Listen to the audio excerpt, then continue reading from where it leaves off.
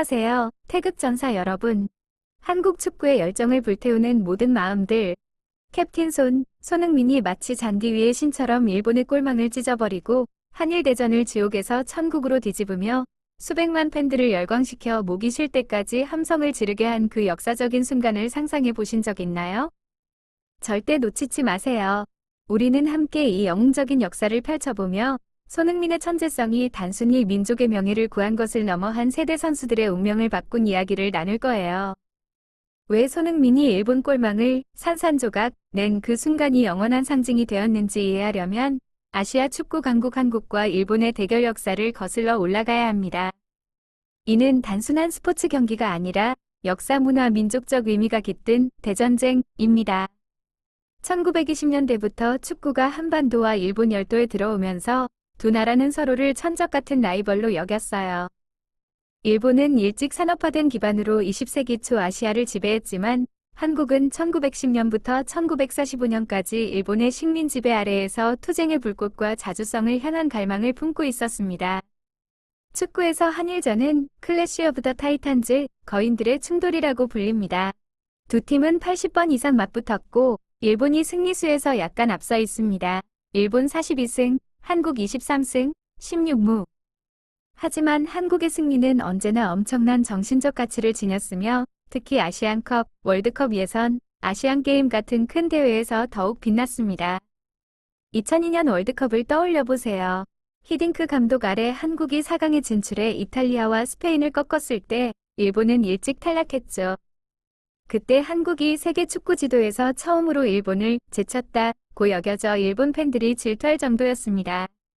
그리고 2018년 자카르타 팔렘방 아시안게임, 많은 이들이 아시아의 올림픽이라 부르는 무대에서 한일전이 남자 축구 결승전에서 다시 폭발했습니다. 이는 단순한 금메달 싸움이 아니라 한국 선수들에게 생사와도 같은 대결이었어요. 특히 손흥민에게요. 왜냐하면 한국법은 모든 남성 국민이 21개월 의무 복무를 해야 하지만 올림픽 메달이나 아시안게임 금메달을 따면 면제되기 때문입니다. 당시 26세였던 손흥민은 토트넘 호스퍼에서 커리어 정점에 있었는데 패배하면 프리미어리그를 떠나 입대해야 했고 커리어가 파괴될 수도 있었죠. 백두산 같은 무게의 압박이었습니다. 일본은 젊은 U23 팀으로 나중에 국가대표팀 감독이 된 모리야스 하지메 감독이 이끌었고 도안 리츠, 토미야스 타케이로 같은 유럽에서 빛날 재능들을 보유하며 자신만만했습니다. 한국은 김학범 감독 지도 아래 과연 3명의 오버에이지 선수를 활용했어요. 손흥민, 토트넘, 조현우, 대구 골키퍼, 황의조, 간바 오사카.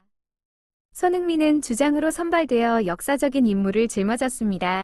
경기는 보고르 파칸사리 스타디움에서 2만 명 이상의 관중, 대부분 인도네시아로 이주한 한국 팬들 앞에서 펼쳐졌습니다. 천재적인 순간으로 들어가기 전에 우리의 영웅 손흥민에 대해 이야기해 볼게요. 손흥민은 전 한국 B팀 공격수였던 아버지 손흥정의 아들입니다. 아버지는 어린 시절부터 혹독한 훈련을 시켰어요. 몇 시간씩 달리기, 양발슛 연습, 절대 칭찬하지 않아 자만심을 막는 방식. 내 아들이 아시아 최고 선수가 되길 바란다고 인터뷰에서 말했죠. 손흥민은 FC 서울 유소년팀에서 시작했지만 16세에 독일로 건너가 함부르크 SV에 입단했습니다. 2010년 분데스리가 데뷔하며 한국인 최연소 득점 기록을 세웠고 2013년 바이엘 레버쿠젠으로 1천만 유로, 당시 아시아 기록에 이적해 87경기 29골을 넣었습니다. 2015년 토트넘은 3천만 유로라는 아시아 선수 최고 이적료로 그를 영입했죠. 스퍼스에서 그는 전설이 됐습니다. 프리미어리그 100골 이상, 2020년 푸슈카시 상수상, 벌리전 솔로골 세계 최고, 2021-22 시즌 23골로 공동 득점왕, 페널티 없이. 국가대표팀에서는 캡틴 코리아예요. 2010년 데뷔 후 2026년까지 140경기 54골로 한국 역사상 최다 득점자입니다. 3번이 월드컵, 2014, 2018, 2022에 출전해 3골, 2015 아시안컵 준우승의 주역이었죠. 그는 단순한 선수가 아니라 민족의 상징입니다. 친절하고 겸손하며 항상 손이 스마일로 웃고 한국 젊은이들에게 영감을 줍니다. 김연아, 박지성도 넘어선 한국 최고 인기 스포츠 스타예요. 이제 운명의 경기를 재현해 봅시다. 한국은 4-2-3-1 포메이션으로 시작, 손흥민은 왼쪽 윙포워드 황의조를 지원했습니다. 일본은 4-3의 3으로 높은 압박을 걸며 손흥민을 봉쇄했어요. 전반은 치열한 공방전 끝에 0에서 0. 한국이 볼 점유율 55%였지만 일본이 도안의 스피드로 더 날카로운 찬스를 만들었죠. 후반도 0에서 0으로 끝나며 연장전 돌입. 여기서 천재 손흥민이 폭발합니다. 연장 전반 3분, 93분, 손흥민이 중원에서 볼을 잡고 스피드로 2명이 일본 수비를 제친 뒤 이승우에게 정교한 스루 패스. 이승우가 침착하게 마무리하며 1에서 0. 한국 팬들은 대한민국을 외치며 폭발했습니다. 아직 끝난 게 아니에요. 연장 전반 11분, 101분, 손흥민이 오른쪽 코너킥을 올렸고 볼이 휘어지며 황희찬, 레드불 잘츠부르크, 이 높이 솟아올라 헤딩골. 2에서 0. 손흥민의 두 번째 어시스트. 그는 천재적인 두 번의 어시스트로 일본 골망을 간접적으로 산산조각 냈습니다.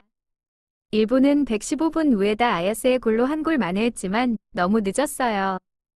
최종 스코어 2에서 1, 한국 챔피언. 손흥민이 대전을 뒤집은 순간은 기술뿐 아니라 정신력이었습니다. 영국에서 장거리 이동 후 피로했음에도 매 경기 12km 뛴 그는 5번 태클, 7번 기회 창출, 옵타 기준 92% 패스 성공률, 3번 키패스를 기록했어요. 역사적인 순간, 두 어시스트는 팬들을 미치게 했습니다. 경기장 전체가 흔들리고 한국 소셜미디어가 불타올랐죠. 이 승리는 손흥민과 동료들의 인생을 바꿨습니다. 손흥민은 21개월군 복무를 피하고 토트넘에서 계속 빛났으며 챔피언스리그 결승 진출과 2025년 유로파리그 우승까지 이끌었습니다. 만약 2018 아시안게임이 없었다면 프리미어리그 100골도 아시아 전설도 없었을 거예요. 한국에게는 남자 축구 아시안게임 2연패로 아시아 강호 지위를 확고히 했습니다. 문화적으로 이 경기는 한류를 강화했습니다. 손흥민은 일본과의 아픈 역사를 넘어서는 상징이 됐지만 평화도 촉진했어요. 경기 후 그는 상대와 악수하고 일본 언론 NHK의 멋진 경기였고 일본은 훌륭한 라이벌이라고 말했습니다. 일본 팬들도 존경했죠. 2024년 토트넘 대 비셀 고베전에서 손흥민 골 후 5만 일본 관중이 박수를 보냈습니다. 논란도 없진 않았습니다. 일부 한국 비평가들은 스포츠 선수 병역 면제가 불공평하다고 하지만 대다수는 국가 영광을 가져온 손흥민을 지지합니다. 국방부에 따르면 1973년 이후 500명 이상의 선수가 메달로 면제됐어요. 손흥민은 200골 이상 넣은 컴플리트 포워드예요. 최고 속도 시속 34km, 양발 슛, 오른발 60%, 왼발 40%, 높은 축구 IQ. 일본전 어시스트는 노룩 패스, 이승우와 바나나킥, 황희찬으로 보여졌죠. 박지성, 메뉴, 차범근, 분데스리가 같은 아시아 스타를 넘어 그는 프리미어리그 챔피언스리그 역사상 아시아 최다 득점자입니다. 일본에게 패배는 교훈이 됐어요. U23에 더 투자해 올림픽 4강까지 갔죠. 하지만 일본에서도 손흥민은 존경받습니다. 과거 간바 오사카에서 뛰었고 2024년 비셀 고베전 골 후 박수를 받았으니까요. 손흥민은 일본 골망을 산산조각 낸 것뿐 아니라 아시아의 한계를 깼습니다.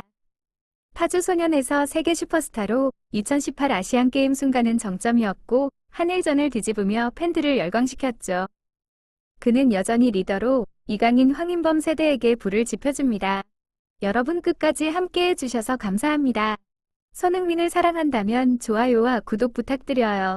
한국 축구 더 많은 소식으로 찾아뵐게요. 다음에 만나요.